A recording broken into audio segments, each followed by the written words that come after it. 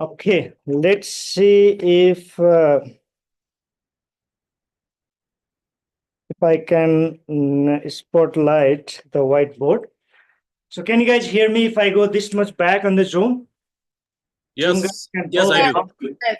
Awesome. Good morning, everyone. First of all, I would like to take a time to thank you, everyone, for being here. I know it's Saturday and the winter, it's the snow, it's hard to drive, but you guys are here, so kudos to you.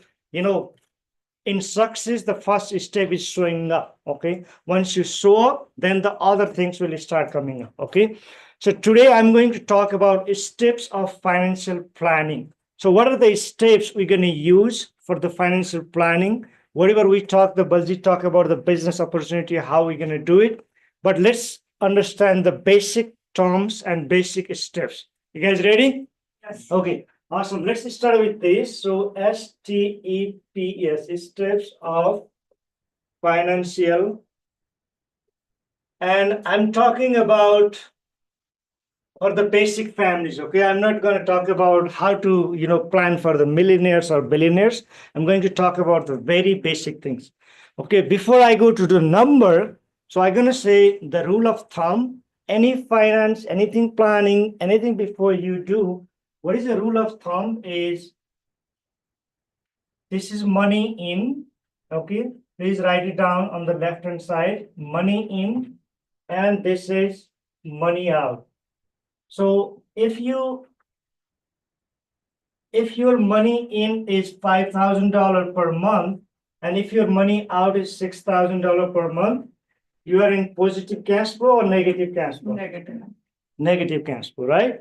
So if your money in is $5,000 and if your money out is $4,000, where you falls?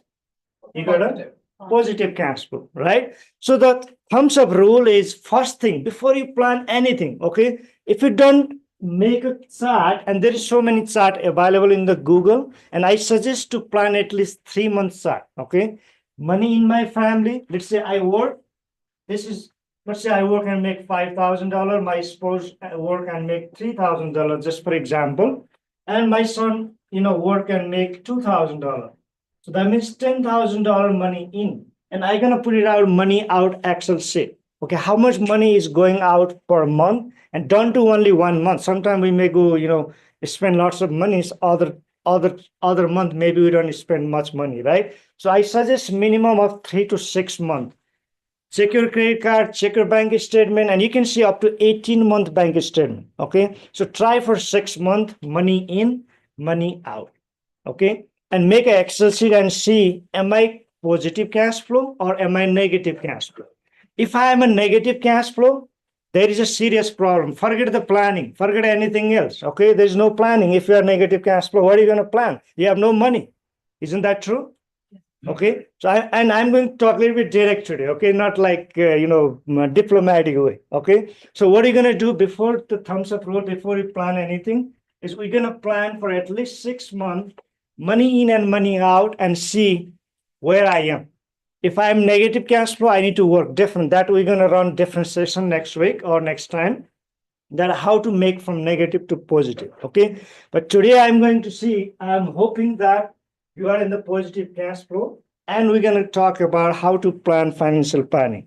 So the first thing, the number one in the planning is protection of your income flow, or you can say what do you call that, the original source. The water comes from the under the ground as well, right? So where the water started, right? So that means the original point, OP, original point. That means you go to the work and you make the money, but if you cannot go to the work or if you are not there on the picture, can you make the money? You cannot, right? So that means protection of your income flow or the income sources. How to protect? So let's look at your life cycle. So you are here, for example, 40, and you and your wife both gonna take, let's say you are here, your wife is here, both gonna drive this vehicle and reach until here. If One person is not here. Now what happened? There is a four wheel in the car. If one wheel is missing, what will happen now? Can you drive it? It's very tough to drive, right? So that means what could happen in the life? You may lose the income if you are not there, right? So what we need to do is life insurance is the solutions that you gotta do before you plan any finance. The reason is if your money sources is stuff, again, forget the financial planning. You are not gonna reach anywhere because you need money to plan. Isn't that true? If there's no money, what are you gonna plan? You can't plan if there's no money, right? So that means the protection of your income flow, where your money is coming. What is the source of money coming to the family? So you're gonna protect that number one thing. How to protect is the life insurance, the number one thing. Number two things we're gonna go through is protection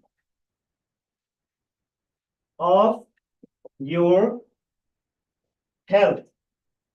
Means if I'm sick and admitted to the hospital for 6 months, do you think my employer still keep paying me the money for the 6 months? If I get a heart attack, cancer, stroke, whatever reason? No. There's nobody gonna pay if I don't work. If I work, I show up, I put my skill on the hour, they pay me the money. If I don't show up, I don't put my skill on the hour, they don't pay. That means we are lucky in Canada. We don't need to buy the healthcare system. But hey, if I'm sick in the hospital for 6 months, who's gonna pay my mortgage? Who's gonna pay my utility bill? Who's gonna pay my grocery, my parking, my insurance? Do you think the Costco gonna give me the free because I'm in hospital? No one. So that means in Canada, critical illness and the disability. So that if I fall asleep, break my hand, anything happen, I can't go to the work, I must protect. Without that, I must protect my health. I need, because I'm the one who gonna go out and bring the money to the home. If I cannot go to the out, how money comes to the home? There's no way the money gonna comes to the home, right? That means if you start planning other stuff without protecting this, your house will fall. It is like I'm trying to make a roof without building the base, without foundations. If you can start making the wall without foundation, what happened? Wall can go up to certain strength, but if there's a wind, what happened? Gonna fall, right? So what do you need to do first? The protection of the health and the protection of your money sources. Okay. The second thing. So now when you do both things, the number three, you're gonna plan is pay your high interest debt.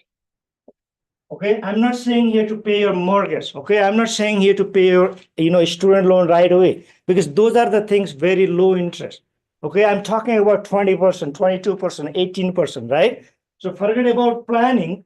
When you are plan and you invest the money, you may grow the money, you may not grow the money for certain year. But if I owe the money and paying 20% interest, do I pay the interest back sometime, and do I not pay the interest back, or I must pay the interest when I owe? I must pay the interest when I owe. That means this is more priority for me to pay the high interest debt, like credit card. Okay, line of credit sometime below 10%, 6, 7%. I'll put that the medium priority to pay. But credit card like 20%, 22%, rule of 72. If you are paying 20% interest, 3-4 year, your money gonna be double. That means if you have a 50,000 loan, 3 year, it becomes 100,000. Now it's out of your control, out of your hand. Then what planning you can do? You cannot do any planning, right? So that means what is the third thing? If you have a high interest debt, pay it out. That should be the plan. And there is so many strategy. We call it snowballing strategy, right? And we have a couple other strategy in Expert back office, or talk to your advisor and see, okay, yes, man, I have a debt, I have high interest debt, how to pay it? Let's make a plan, right? That is number 3 on the chart. Another one is number 4 is emergency fund. So emergency fund means anytime when I'm gonna have an emergency fund, if I lose the job, what's gonna happen now? All of those things will fall off. Okay, you need to start structuring again, because you're going to go out of the market, right? So emergency fund is how much money I should invest or save in the emergency fund. What is the thumb up rule? Rule of thumb? 3 to 6 months of your income, right? Yes or no? Yes. No. 3 to 6 months of your expenses.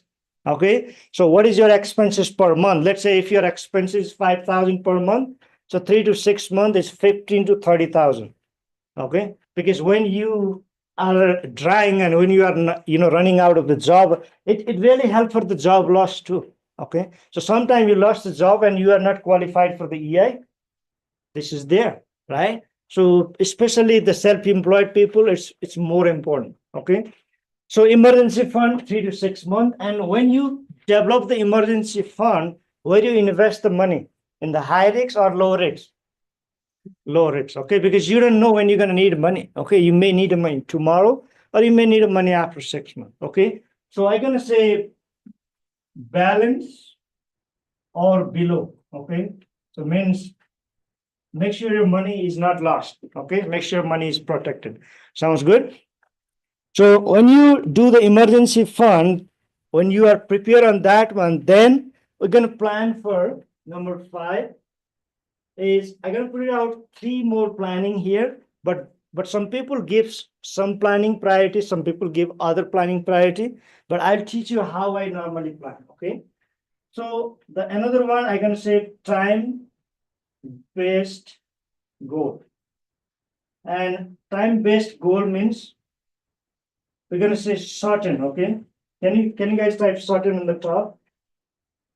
Certain time-based goal. That means those things gonna 100% happen, okay? What are those? Is my child education. Can you stop the child age? You can't, right? No. So at certain age, those child's gonna go to university or college. My son's marriage, okay? When he turned 25 or 20, after that I can't stop. If he said, Dad, this is my girl, I need to get married. We can't stop, right?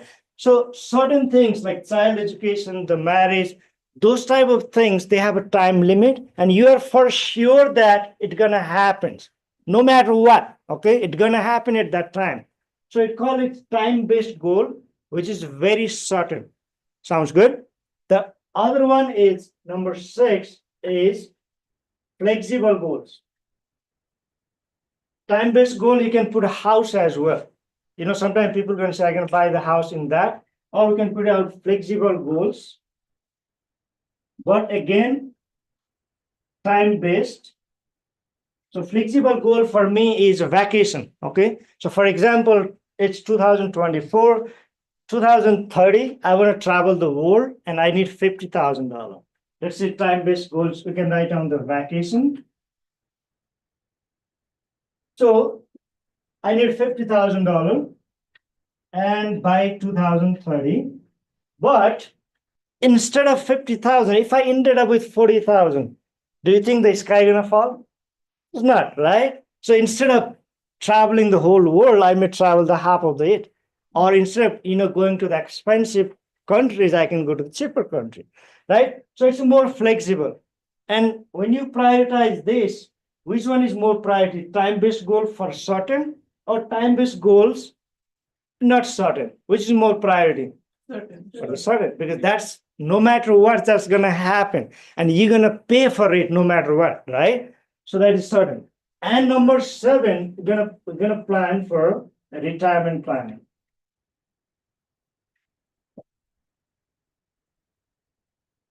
Okay, and these 3 things, please write it down this way that everyone have a different priority to plan this. But if you ask me what is your priority, I'm gonna say I will start all 3 things at the same time.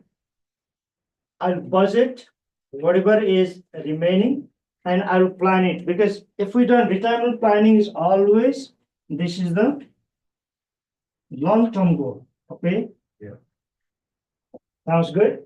So now when I'm planning for long-term goal in the retirement planning, do I invest my money is very safe place, or I play the equity, I invest on the equity, I have a time to take a risk? What are you gonna do? Equity, right? So I have a time to invest. Even though market goes down for certain year, I don't worry about it because I'm 40 right now. If I want to retire at 65, I have 25 years to go through, right? So when we do the first things here, we call it, let's put it out stage 1 here, okay? Let's go here, stage 1, and we can put it out stage 2. So when we finish that stage 2, we can all start with the same time on whatever is money or whatever is balance left over there. Sounds good? So let's go here again, the protections of your income, number 1, cash flow, protection of your health, number 2, because without that, your vehicle will not move.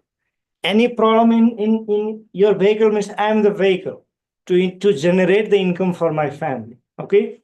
So then pay your high interest debt. Without that, you're going to pay lots of money. Then the emergency fund, that is the backup plan if in case anything happened, didn't move forward. Then another one is time-based goal. Okay, that for sure is going to happen. That for sure you are responsible for that. Then the flexible goals, like buying the second house is flexible goals, right? If I I can get buying the boat is a flexible house, buying the vacation is a flexible house, right? So buying the luxury car could be the flexible goals, right?